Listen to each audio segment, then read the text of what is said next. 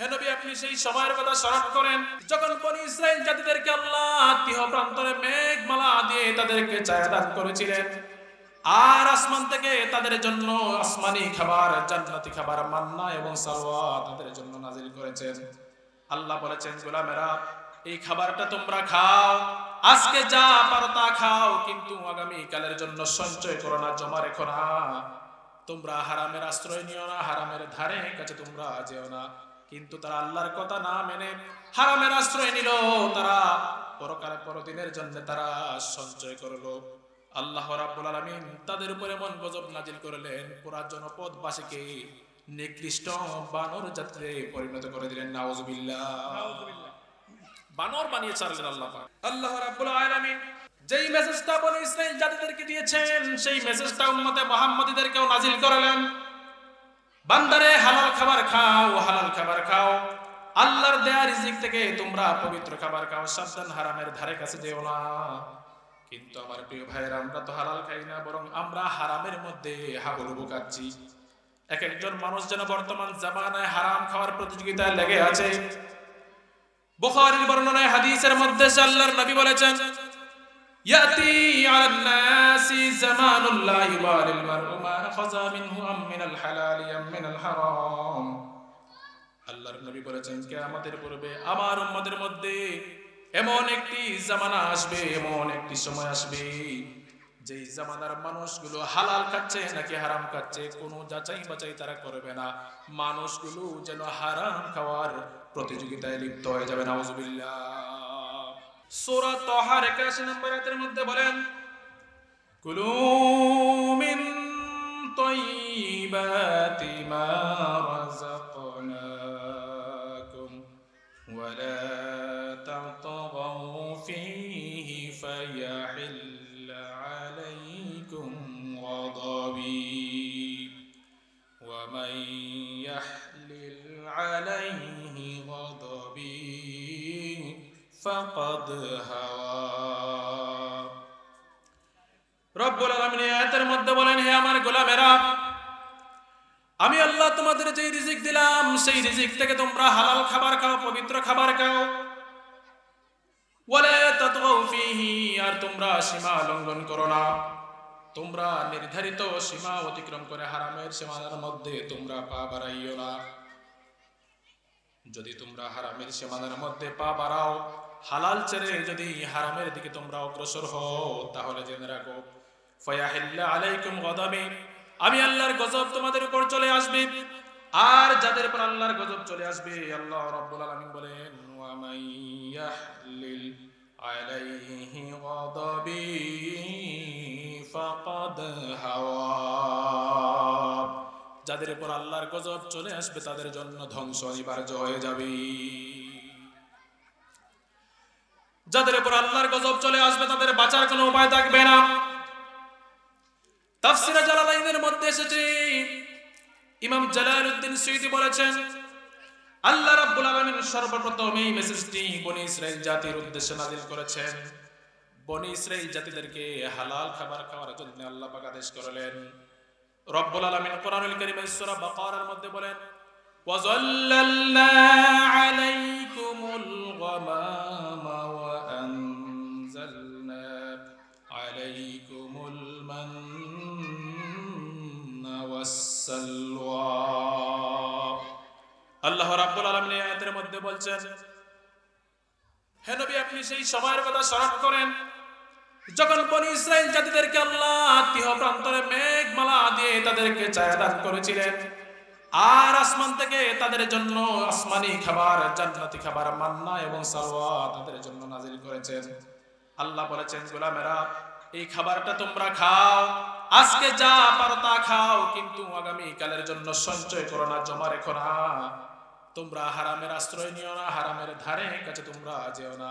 কিন্তু তারা আল্লাহর কথা না মেনে হারামের আশ্রয় নিল, তারা পরকালে পরদিনের জন্য তারা সঞ্চয় করলো।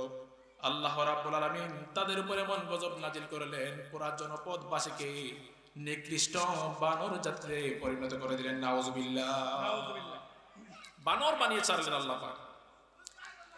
আল্লাহ রাব্বুল আলামিন যেই মেসেজটা বনি ইসরাইল জাতিদেরকে দিয়েছেন সেই মেসেজটা উম্মতে মুহাম্মাদীদেরকেও নাজিল করালেন। বান্দারে হালাল খাবার খাও, হালাল খাবার খাও, আল্লাহর দেয়া রিজিক থেকে তোমরা পবিত্র খাবার খাও, সাবধান হারামের ধারে কাছে যেও না। কিন্তু আমার প্রিয় ভাইয়েরা, আমরা তো হালাল খাই না, বরং আমরা হারামের মধ্যে হাবুডুবু খাচ্ছি। এক একজন মানুষ যেন বর্তমান জামানায় হারাম খাওয়ার প্রতিযোগিতায় লেগে আছে। বুখারীর বর্ণনায় হাদিসের মধ্যে আল্লাহর নবী বলেছেন, ইয়াতি আলান নাসি জামানুল লা ইউবালিল মারউ মা আখাযা মিনহু আম মিনাল হালালি আম মিনাল হারাম। আল্লাহর নবী বলেছেন, কিয়ামতের পূর্বে আমার উম্মতের মধ্যে এমন একটি জামানা আসবে, এমন একটি সময় আসবে, যেই জামানার মানুষগুলো হালাল খাচ্ছে নাকি হারাম খাচ্ছে কোনো যাচাই বাছাই তারা করবে না।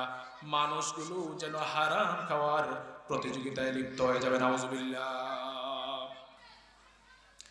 আমার প্রিয় ভাইরা, রাসূলের এই হাদিসটি বর্তমান সমাজের বাস্তবতার সঙ্গে 100% মিলে যায়।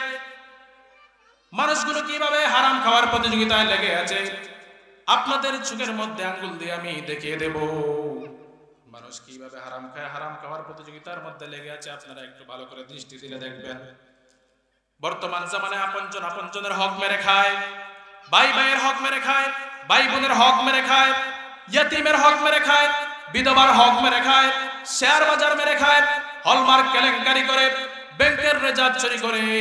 যারা জনপ্রতিনিধি রয়েছে, জনগণের ত্রাণের টাকা, গমের টাকা, চালের টাকা, ডালের টাকা মেরে খায়, রাস্তার ইট বালি রড সিমেন্ট সবগুলা পেটের মধ্যে ঢুকায়, টিয়ার মেরে খায়, কাবিকা মেরে খায়, ব্রিজ মেরামতের টাকা, কালভার্ট নির্মাণের টাকা, সেতু মেরামতের টাকা সবগুলো পেটের মধ্যে ঢুকায়, আর জাতিকে রোডের বদলে বাস দেয়। শুধুমাত্র তাই নয় প্রিয় ভাইরা, এমন অনেকে আছে লেখাপড়া করে বড় বড় আসনগুলো দখল করে নিয়েছে, সেই আসনগুলোর মধ্যে বসে, সেই চেয়ারগুলোর মধ্যে বসে কলমের খুঁচায় হাজার হাজার কোটি কোটি টাকা তারা আত্মসাৎ করে নেয়। বাংলাদেশে এমনও নজির রয়েছে, যেই ব্যক্তি নির্বাচনের আগে একটা করে ঘরের মালিকও ছিল না, সেই ব্যক্তি নির্বাচনের পরে ঢাকার আভিজাত এলাকা গুলশান বাড়ি দ্বারা একাধিক বাড়ির সন্ধান পাওয়া যায়। শুধুমাত্র দেশের ভিতরে নয়, দেশের বাহিরে বিদেশে, ইউরোপ, আমেরিকা, সিঙ্গাপুর, কানাডায় তার অসংখ্য বাড়ির নজির পাওয়া যায়, অসংখ্য বাড়ির সন্ধান পাওয়া যায়। এ যেন রাতারাতি আঙ্গুল ফুলে কলা গাছ হয়ে যায়। কথা ঠিক কিনা? তার মানে হারাম খাওয়ার প্রতিযোগিতায় লেগে গেলে মানুষ কিভাবে রাতারাতি আঙ্গুল ফুলে কলা গাছ হয়ে যায়। আল্লাহর রাসূল বলেছেন, কিয়ামতের পূর্বে এমন একটি জামানা আসবে, যেই জামানার মানুষগুলো হালাল খাচ্ছে নাকি হারাম খাচ্ছে একটিবারও তারা যাচাই বাছাই করবে।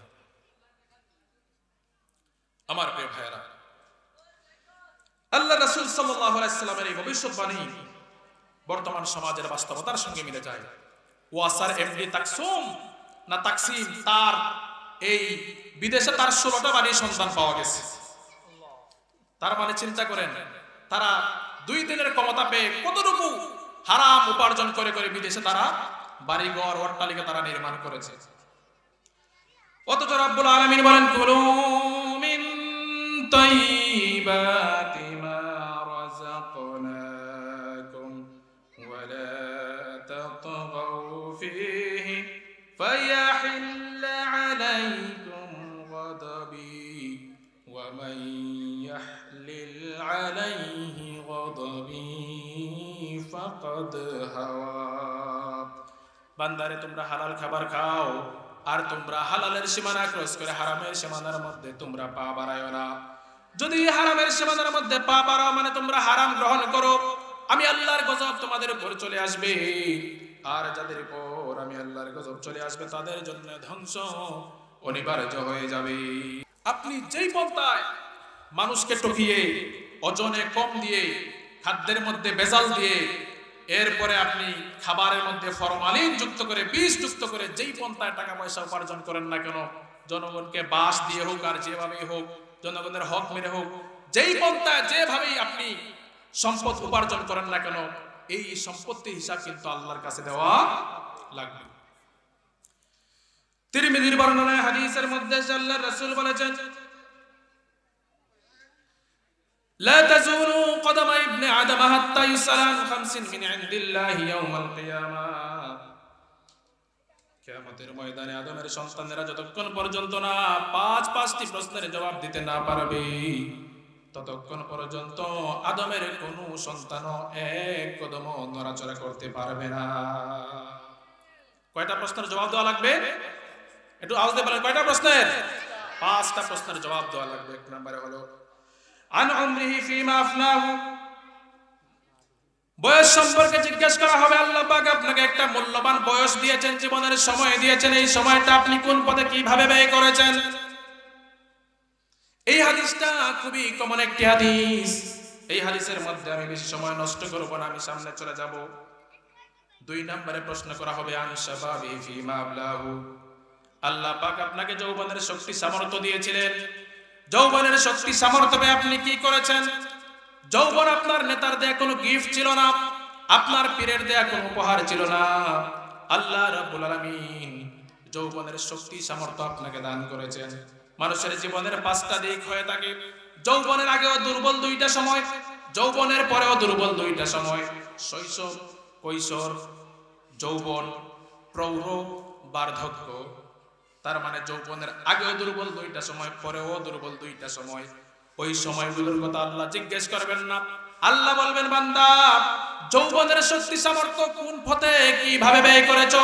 আল্লাহর দ্বীনের জন্য ব্যয় করেছো নাকি শয়তানের এজেন্ডা বাস্তবায়ন করার জন্য ব্যয় করেছো? আমার প্রিয় ভাইয়েরা, আমার যুবক ভাইয়েরা, এই জন্য যারা বর্তমান সময়ে যারা যুবক রয়েছেন, এই যৌবনের শক্তি সামর্থ্যের হিসাব আল্লাহর কাছে দেওয়া লাগবে। এই জন্য এই সময়গুলোকে আল্লাহর রাস্তায় যথাযথভাবে ব্যয় করতে হবে। যুবকরা সৃষ্টিশীল, যুবকরা ধ্বংসশীল।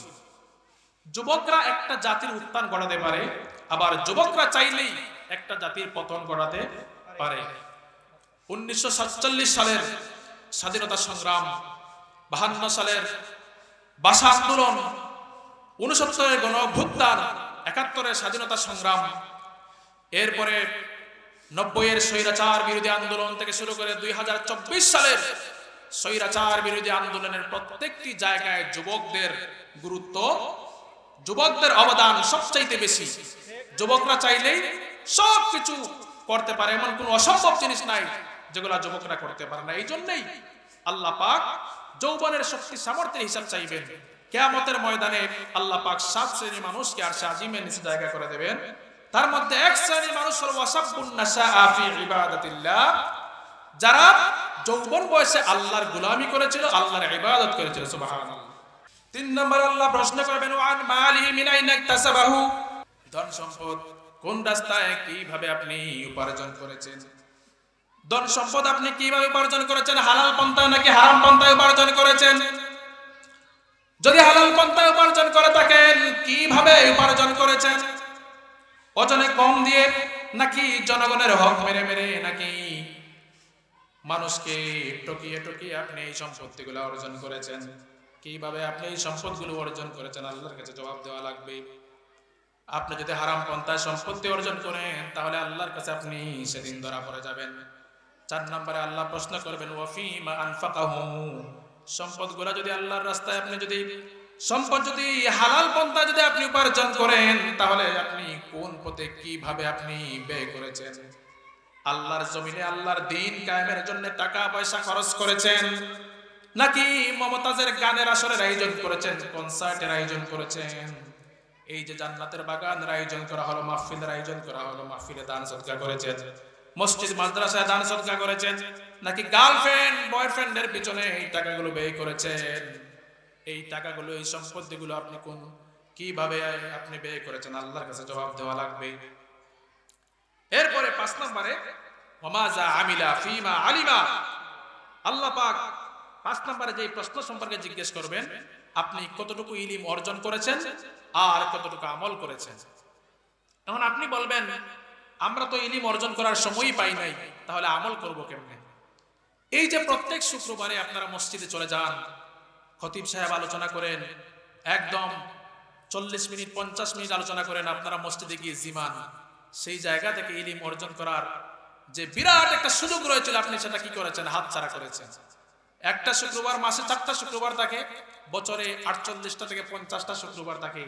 এই শুক্রবারে সবার আগে যান, গিয়ে কি করেন?